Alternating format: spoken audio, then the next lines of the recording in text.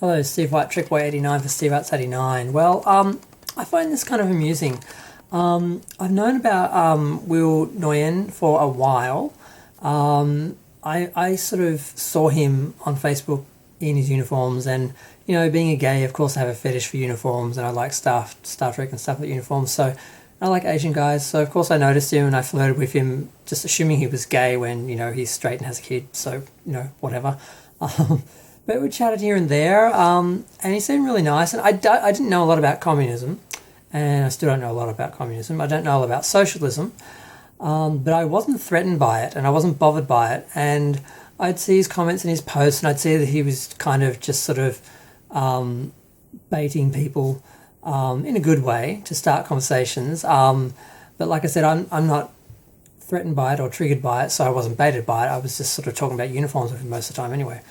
But he recently was interviewed and had an article on StarTrek.com, basically saying that he hopes that communism will bring about the Star Trek future that we all Star Trek fans, if you're a Star Trek fan, actually want. Now, of course, that upset a lot of capitalists because American culture is obsessed with capitalism to its own detriment, which I find just baffling and fascinating. And of course, people were reacting to it, and people who I apparently didn't know he existed, even though he's been around for a while. He's been fairly active for at least the last 5 or 6 months. And I think the last year actually. But of course, they're reacting badly, and people like Az, or whatever his name is, from Hill vs. Babyface, and the guy from The Quartering, and Mecha Random, and that are all doing videos on him, and it's kind of funny. Now I was just talking to him because we chat on Facebook and that, not a lot. I'm not going to pretend like we're great friends or anything like that. I just chatted with him a few times, and it's a little embarrassing, like I said, because I thought he was gay and he's not, and he's he had to run off to, his kid just woke up and stuff, and that was funny. But often I just assume men are gay, and I usually wait until I find out they're not. But sometimes I can sort of threaten straight guys because I just assume they're gay and talk like they're gay until I find out they're not. As opposed to straight people who do the opposite. So I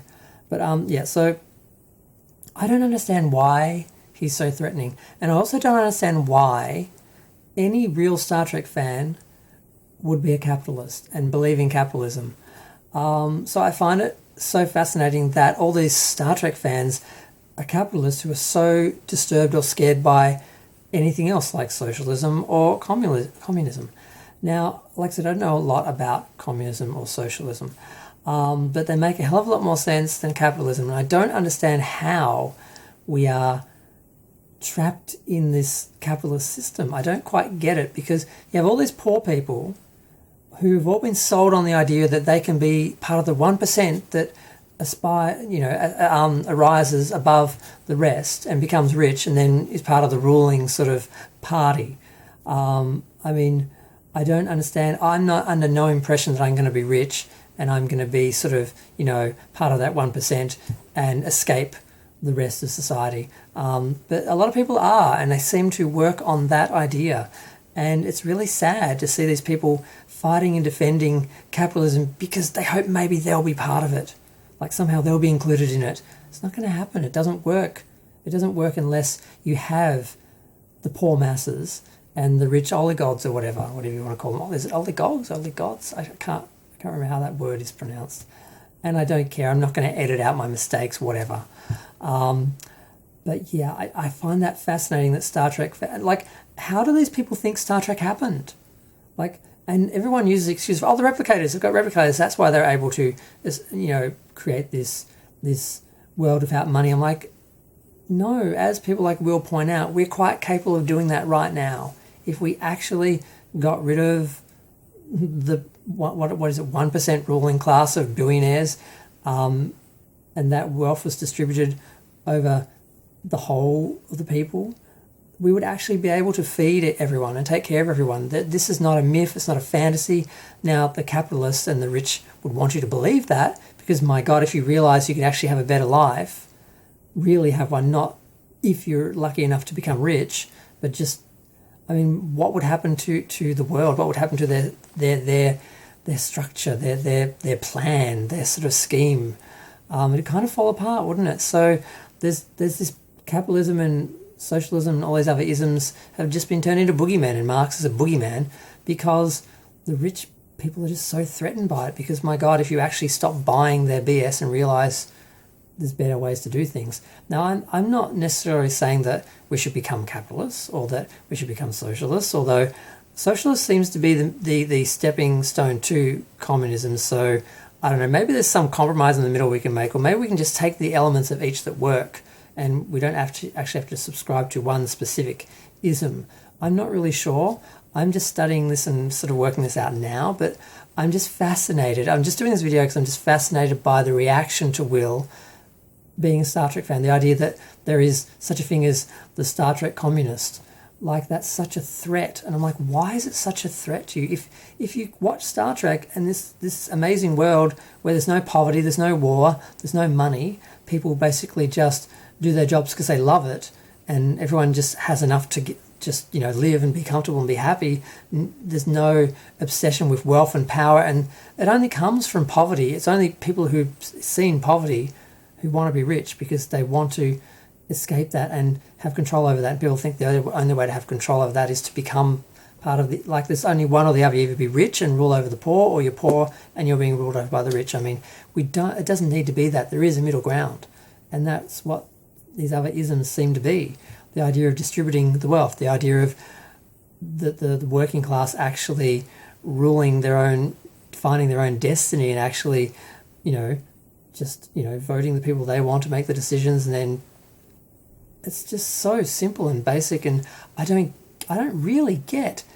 I mean, I do get why it's so threatening to the small amount of rich people who it would destroy their whole little society, because they'd just be gone. Would eat the rich and feed the poor.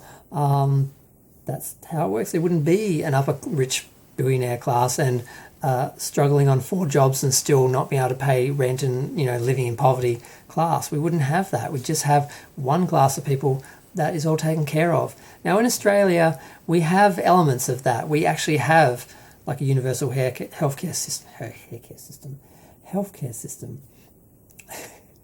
that takes care of everyone, and we don't have people dying on the street and starving and people getting cancer, and then that's the end of their life because they've lost their house and their wealth for the rest of their life because they're paying debt for the rest of their life. We don't have that here, just like we don't have a gun problem. America just thinks theirs is the only way to do things and no other way in the world exists. And it's like, no, there's plenty of other countries that exist and work in different ways. But it's just fascinating. But yeah, I was having a chat to Will and I was asking him a bunch of questions because I haven't really got into him with the communism stuff. I'm usually talking to him about uniforms and stuff. But I said to him, I have a small YouTube channel. I sort of wanted to make a video about the Fandom Menace's reaction to you and that. I hope you don't mind. He's like, no, that's cool. So we're just chatting away. And like I said, then his baby woke up and he had to run off. Like I said, I don't understand why people are so threatened. He's just a nice, normal guy who loves Star Trek and hated the politics and what he was seeing around him. And he sort of realised as he was studying other forms of, how to run the world, he sort of realised, you know what, this all sort of matches and sinks in with Star Trek, and the idea that communism and socialism actually being allowed to work instead of being sabotaged, which is usually what capitalism does. So then they can say, see, that doesn't work. Ours is the only way. Do it our way so we can be rich forever and rule over you forever, and you can just be poor and aspiring to be us forever. That's that. We're happy with that. You're happy with that, right? Way down the ground starving? Yeah, you love it. I hate capitalism because I'm poor. But we're all, most people are poor. That's the thing. We don't really have a middle class anymore. We have the rich and the poor. And I shouldn't say I'm poor because I'm not poor, but I'm not rich. And it is one or the other. If you're not rich, you're poor. So I guess everyone's poor unless they're rich. So yeah, I guess I'm poor because I'm not rich. Because there's no middle class anymore, apparently. And no one even, it's like, I need to study this more because I don't understand how this happened, that the world is so obsessed with this dynamic of rich and poor. And we blame the poor because we think we're better than them and we deserve to be in the rich. And that's this delusion that the capitalists all live under, that somehow they're better than those people. It says otherism as well in there, and it's just a mess. And I was just enjoying talking to Will, and I thought, you know what, I should do a video because everyone's talking about him, and I actually spoke to him. Unlike most of the people I saw doing videos, they're just talking about him. I don't think any of them bothered to actually contact him. And they're making fun of stuff like, oh, he buys uniforms, he has money. Well, of course, capitalism isn't the absence of money, it's the even distribution of and management of money and resources, rather than it being hoarded over by some people and, you know, depriving others of it so they can, I mean, I probably do need to explain this, but I shouldn't have to explain this. It's not that difficult. It's just a mess. America's a mess. And the idea that a Star Trek fan, can get such a negative reaction from Star Trek fans, and then you realise all these people somehow like and watch Star Trek, not actually believing in it. They don't believe. I've seen these people say they do not believe you can have even a working wage, let alone, you know, equality in pay and people actually, you know, living. I mean, I've seen people argue that you can't have a working wage because then the employers won't profit as much, so they'll just stop hiring people and then people will lose their jobs. I'm like, well, you know what?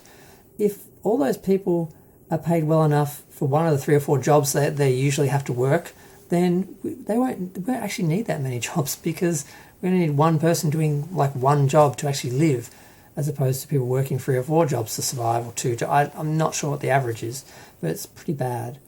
I don't know. I just wanted to talk about it for a minute because it was just I was seeing the videos and it was annoying the hell out of me that these people were reacting like this. And I'm like, how are you Star Trek fans, but you don't believe in one of the core beliefs of Star Trek, that you have a future, a beautiful future without greed and money ruling it?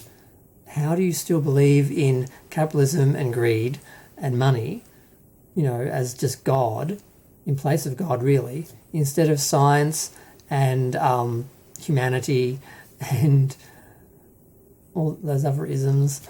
I don't know. It's just. I'm going to have to do some separate videos, I see, about this, because not only do I need to do more research, but there's too many areas to go in, and I'm already at 12 minutes? Yeah, I need to stop. But, yeah, so I had fun talking to Will. I had fun watching people's videos and laughing at how hysterical they were getting over just the threat, because they're so caught up and sold on this idea of capitalism. They get so threatened on behalf of the rich people that they're not a part of. It's so funny. So I guess I'll talk about this more. I'm going to have a bit more of a chat to Will, and I'm going to do a bit of research, and I'm also going to have a little bit of a look into the theoretical side of how Star Trek achieved this, because there is a sort of bit of a gap between us and the Star Trek future, and people act like it's science fiction, it could never happen. I'm like, well, no, it can, but I think they were just trying to avoid the ways of talking about the ways of how we would get there, because they do become political and people do become threatened because they are all sold by capitalists on the boogeymen of all the other isms. So I'm going to look into those. I'm going to do another video later, and I'm going to go and I'm going to try and up my uniform game, because Will is putting me and a lot of Star Trek fans to shame. But yep, feel free to share, like, comment, subscribe, let me know what you think. Yep, I'm going to go. Bye.